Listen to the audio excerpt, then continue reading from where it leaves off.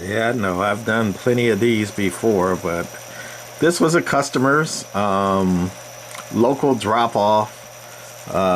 As you, most people know, I don't do others too much, but I did this for two reasons. One, it was a local drop off instead of having to deal with shipping and things breaking with shipping and packing and fees and all that. The customer did a local drop off. And number two is I had him send me pictures of this thing first, and it's super clean.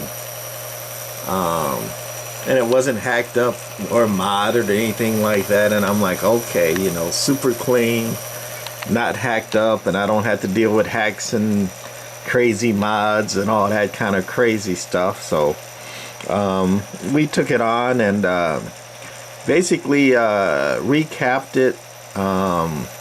Had a cold solder on the driver tubes, so he wasn't getting any output or not much output on high. And we mono banded it. We left all the other band stuff in there for the ham bands, and we just kind of hot wired it, modded it, so if somebody wants to take it out and have all the ham band stuff back activated again, all they got to do is take out my bypass, or one wire basically for the driver and one for the output. All the stuff is in there. We're not going to show you the underneath. This thing's mint, and we did recap everything. It had some bad caps in it, and also the SSB delay wasn't working correctly because of a bad electrolytic. So the electrolytic for the SSB, the bias caps, and then the high voltage caps. And we did something with the high voltage, clean the high voltage relay. And something that's always been interesting to me is that originally they had the high voltage going through the operate standby switch. So when you were in standby, the high voltage was turned off, and you were in operated, the high voltage was on and going to the tubes. And they found out that hey, you don't want high voltage on the tubes all the time because stuff happens. So they put in the high voltage turn on relay, and the high voltage is only applied when you key down.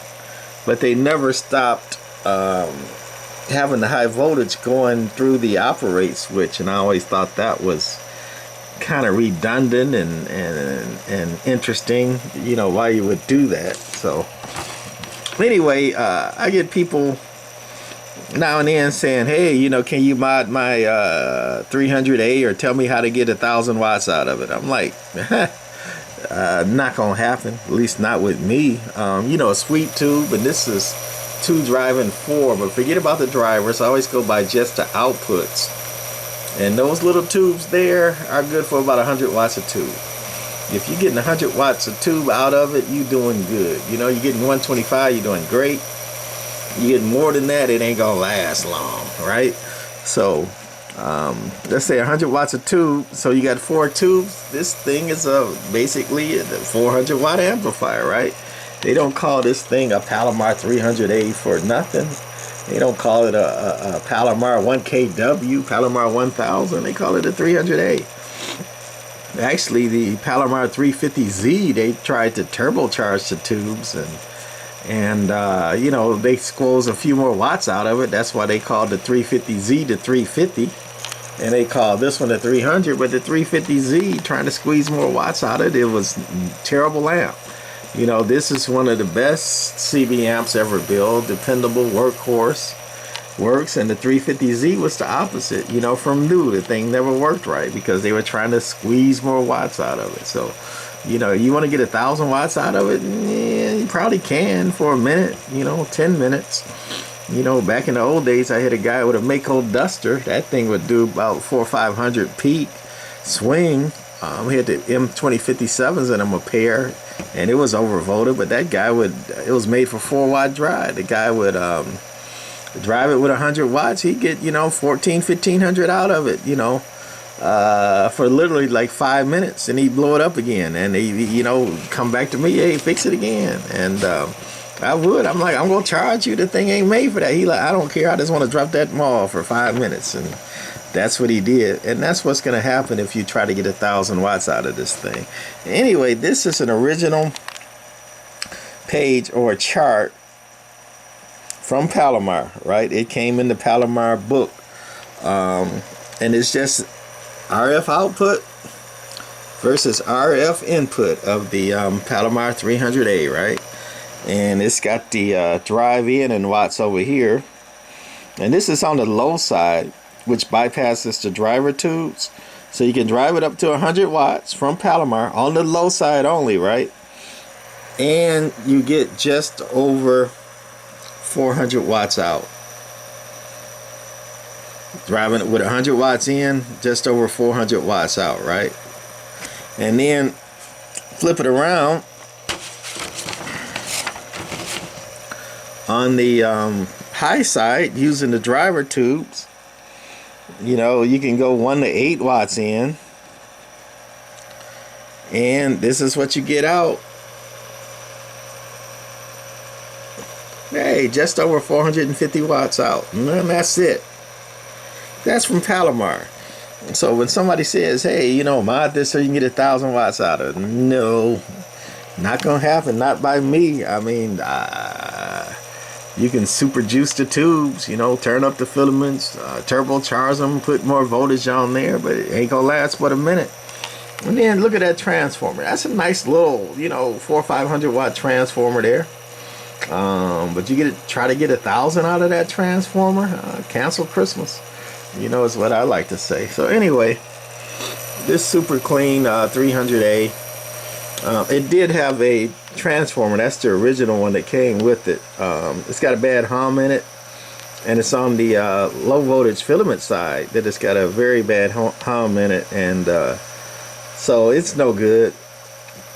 And this is a replacement I came up with no hum, and everything runs smooth with the replacement. So I was gonna kid for a while and say, hey, look at my dual transformer powered 300A, but no, that's not it. Bad transformer, good transformer. So anyway, I guess we still all hooked up, and on the low side, we over there. We're on the 2,000 watt scale. Let's put it on the 200 watt scale on the low side. So we did key in 20.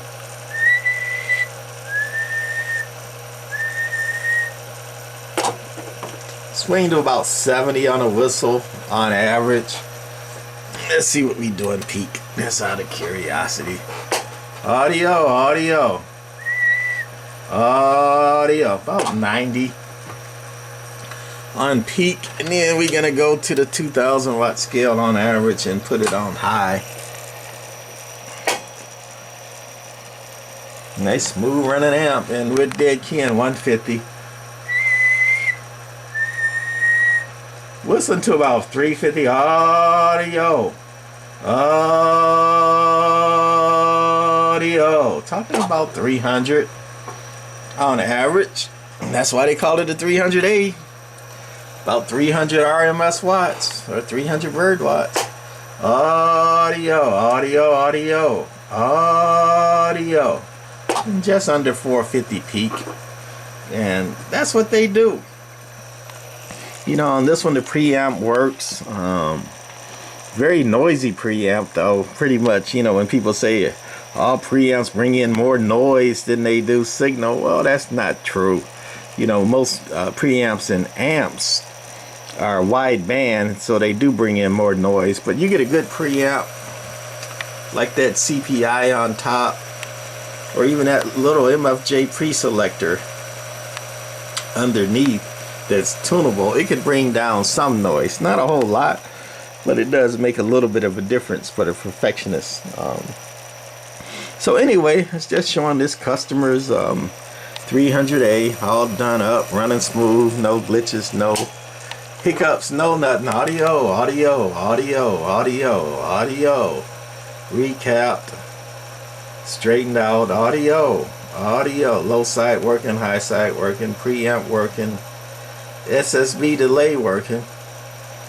Even on SSB, you know, when you're not talking, your signal drops to 0. And if you let it stay at 0 for too long, the amp will unkey. That's why a lot of hams on SSB, they're not a fan of auto keyers. They use foot switches or had a radio key to amp, because on SSB, again, you not talking, you know, you pause in between speech, your signal drops to 0.